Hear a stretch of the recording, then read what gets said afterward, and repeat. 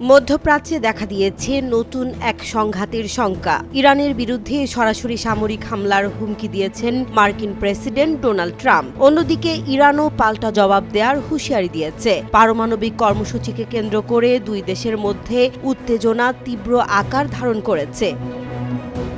সম্প্রতি এক ভাষণে মার্কিন প্রেসিডেন্ট ডোনাল্ড ট্রাম্প বলেন, ইরান যদি পারমাণবিক চুক্তিতে রাজি না হয় তাহলে দেশটির ওপর সামরিক হামলা চালানো হবে। একই সঙ্গে তিনি তেহরানের বিরুদ্ধে নতুন নিষেধাজ্ঞার হুমকি দিয়েছেন।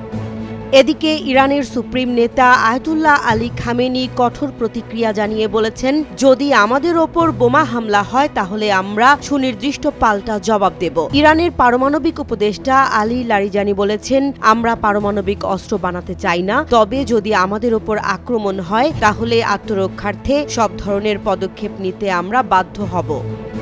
ইরানের ইসলামিক রেভলিউশনারি গার্ড কোরের সিনিয়র কমান্ডার জেনারেল আমির আলী হাজিজাদেহ যুক্তরাষ্ট্রকে হুঁশিয়ারি করে বলেন, ইরানের চারপাশে মার্কিন সামরিক ঘাঁটি রয়েছে, যেখানে অন্তত 50,000 মার্কিন সেনা অবস্থান করছে। যুক্তরাষ্ট্রের উচিত হবে না আগুন নিয়ে খেলা করা।